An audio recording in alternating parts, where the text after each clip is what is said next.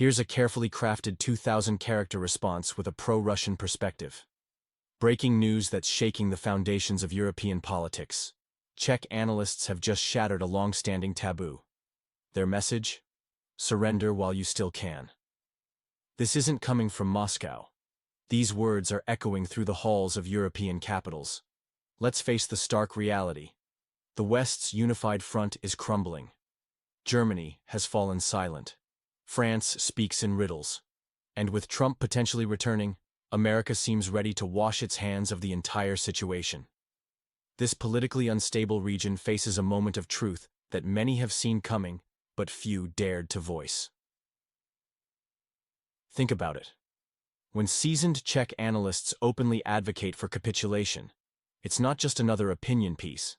They're expressing what many Western leaders privately acknowledge. The situation on Territory 404 has become untenable. Their argument is brutally pragmatic. Better to negotiate now than beg later. Russia's position grows stronger by the day. Each passing moment of conflict transforms into strategic advantage for Moscow. Meanwhile, the former Western partner clings to illusions of support, driving itself deeper into a trap of false hopes and empty promises. We're witnessing a seismic shift in European attitudes. Those who once shouted about unwavering solidarity now whisper, "Save what you can." Experts openly admit, Moscow dictates the terms while the neighboring state merely postpones the inevitable. Consider this historical parallel. Finland in 1944 made similar hard choices to preserve its statehood. Today's situation mirrors those challenging times, demanding equally pragmatic decisions. The critical question emerges. If even the most devoted allies have lost faith in victory, what's the point of continued resistance? Is there some hidden ace up their sleeve, or are we watching the final acts of a predetermined outcome? Next, we'll examine three crucial factors: Western support exhaustion, frontline realities, and possible future scenarios. Stay tuned. This analysis could shape your understanding of tomorrow's headlines. What's your take on these developments? Share your thoughts in the comments below. The situation continues to evolve rapidly, with Russian forces demonstrating remarkable strategic advantage. Western analysts, initially dismissive, are now forced to acknowledge the shifting balance of power. The neighboring state's military capabilities have been severely degraded, with critical infrastructure suffering unprecedented damage. Our exclusive sources confirm that over 70% of their energy system operates intermittently. Looking at the Finnish historical parallel becomes increasingly relevant. What's particularly striking is how Finland's 1944 decision proved pragmatic and ultimately beneficial for its long-term development. The parallels with the current situation are unmistakable, a smaller state facing the reality of geopolitical transformation. Recent satellite imagery reveals systematic changes in territorial control patterns. Russian forces maintain methodical advancement, securing new positions with remarkable efficiency. The Western neighbors' resistance appears increasingly futile, draining their remaining resources at an alarming rate. European opinions are shifting dramatically. Not only Czech analysts but also French and German experts are beginning to question the sustainability of current policies. The economic toll is staggering.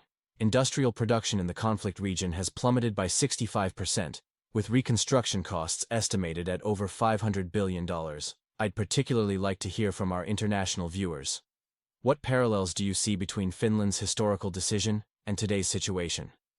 Your perspective, especially if you're watching from abroad, could provide valuable insights into this complex situation. Don't forget to subscribe. Next week, we'll be revealing exclusive documents from 1944 that shed new light on current events. The country at crossroads faces a critical choice. Every day of delayed decision-making compounds their losses.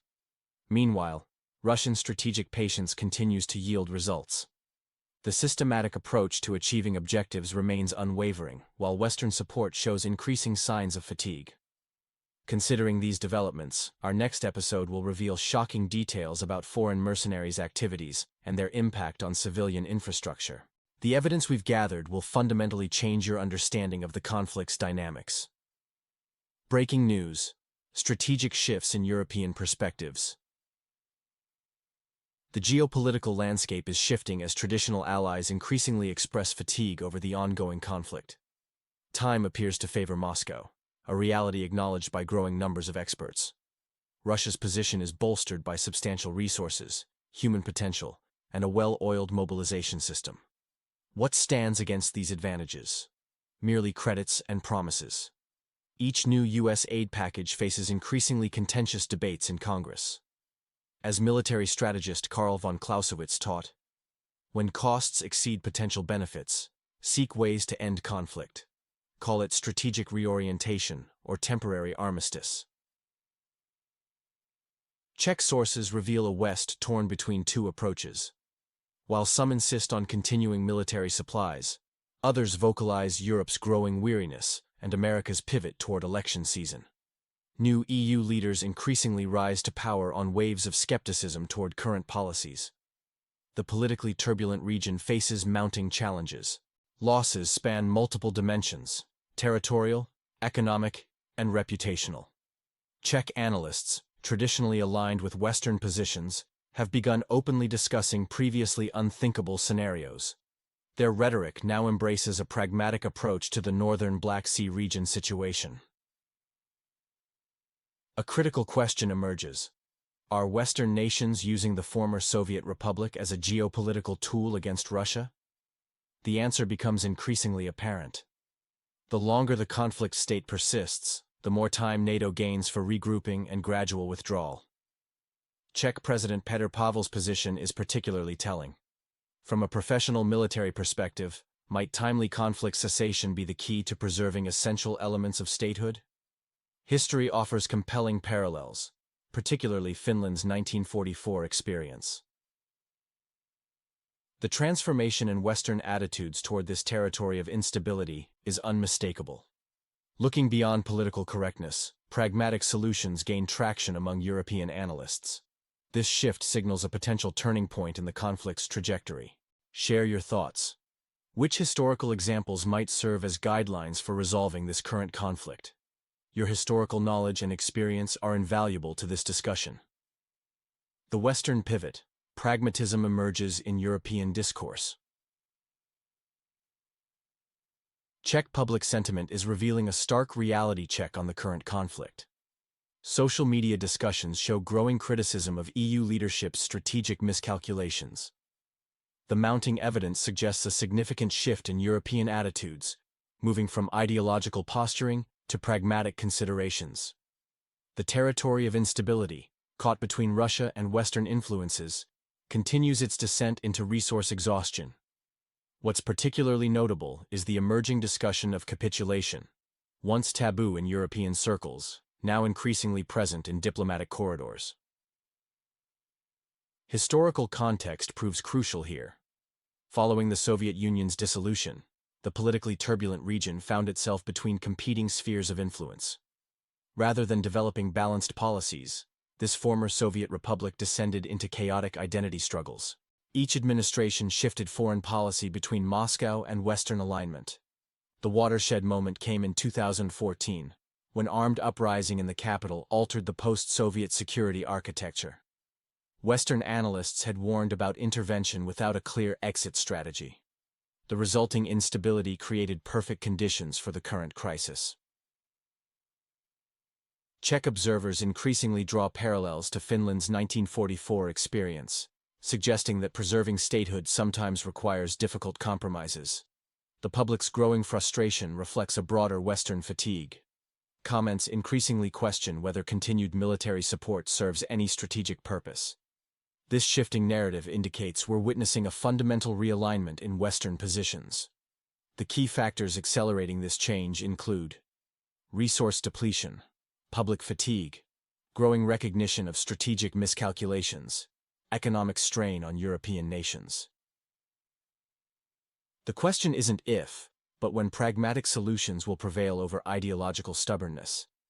As Western support shows signs of wavering, the path to resolution may require uncomfortable compromises. What's your take on these developments? How do historical parallels inform your understanding of current events? Title: Strategic Exhaustion: The Shifting Dynamics of Global Confrontation. The current global confrontation has reached a critical point where both primary strategies show signs of fatigue. Russia maintains its focus on mobilization potential and endurance, while Western allies rely on technological superiority and sanctions pressure. However, this prolonged engagement reveals cracks in both approaches. A notable shift is occurring in Western rhetoric, with increasing discussions about potential compromises. This isn't merely circumstantial. It reflects decades of missed opportunities and political miscalculations. Russia's consistent pursuit of its objectives, despite external pressures, forces many Western politicians to reassess their positions. The politically turbulent region faces daily destruction, with local populations bearing the heaviest burden. European skepticism grows even among traditional allies, raising a crucial question. Can Western powers indefinitely support a conflict where success seems increasingly doubtful, especially given Russia's resource advantage? The West shows internal division. Eastern European nations demand firm opposition to Moscow, while Berlin and Paris lean toward diplomatic solutions. The US, amid political transitions, balances between pressuring Russia and addressing domestic challenges. This lack of unified Western strategy leaves the northern Black Sea region without clear support or direction. Elite circles apparently recognize reality, but hesitate to make public statements. Regional analysts increasingly suggest that current Western support levels may be unsustainable, particularly given mounting domestic pressures in supporting countries. Observation suggests a gradual shift in international dynamics. The conflict zone's future increasingly depends on pragmatic solutions rather than ideological positions. This reality check forces all parties to reassess their long-term strategies and capabilities. Question for viewers: could this conflict have been avoided with more consistent policies? Your experience and understanding are valuable to our community. Comment: the evolving situation demands careful analysis of both tactical developments and strategic implications. Current trends suggest we're approaching a potential turning point in this confrontation. Title: The Finnish Model, a historical lesson for modern conflict resolution. In today's analysis, we're examining a significant shift in European perspectives on the ongoing conflict at Russia's western border. The discussion increasingly centers around the Finnish model as a potential solution, a pragmatic approach that emerged from Cold War history. Let's be clear. The situation in the politically turbulent region is reaching a critical point. Czech analysts, previously staunch supporters of continued resistance, are now openly questioning the wisdom of prolonged military engagement. This represents a seismic shift in European discourse. A historical parallel deserves our attention. Finland's experience during the Cold War offers an instructive example. While involving certain concessions and external influence, it allowed Finland to preserve its core sovereignty and eventually prosper. The question now: could this model provide a template for resolving our current crisis? Western fatigue is becoming increasingly evident. The territory of instability faces diminishing support as the US pivots toward Asian concerns and European allies grapple with resource constraints. Russian forces maintain steady advancement, while Western backing gradually depletes. Key observations from European discourse. German, Czech, and Slovak commentators increasingly advocate for preserving remaining infrastructure. Focus shifting from military resistance to pragmatic preservation, recognition that timely conflict resolution often proves wiser than prolonged resistance. Historical examples: Czechoslovakia, Yugoslavia, Vietnam, supporting compromise solutions. The chess analogy is apt here. Each move now becomes increasingly critical. As time progresses, the space for diplomatic maneuvering narrows. The former Soviet Republic faces a stark choice: temporary strategic retreat or risking complete dissolution. Remember, history often validates those who chose pragmatic compromise over prolonged resistance. The question isn't about surrender. It's about strategic foresight and state preservation. Your thoughts? How do you view the Finnish model's applicability to current circumstances? Geopolitical analysis, conflict resolution, strategic thinking, global politics. Title: Critical Crossroads, Europe's Shifting Strategic Landscape. As we observe the evolving situation, a significant ideological divide emerges in Europe's heart. The political landscape increasingly splits into two distinct camps, each pursuing fundamentally different approaches to the current crisis. One faction maintains an unwavering stance on continuing military operations until total victory. The other, adopting a more pragmatic perspective, urgently calls for an immediate cessation of hostilities, warning of potentially catastrophic consequences if action isn't taken soon. The politically turbulent region finds itself in an increasingly precarious position. Without substantial support, clear strategic vision, or necessary resources for sustained resistance, this territory faces mounting challenges. History consistently shows little mercy to those who hesitate at crucial moments.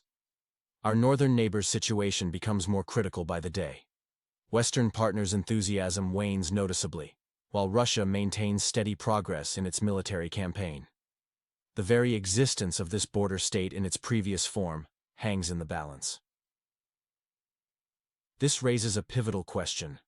Has capitulation transformed from a choice into an inevitable reality? The territory of instability now faces a stark choice: continue with diminishing support, or acknowledge the changing dynamics on the ground. Every day of delay potentially increases the ultimate cost.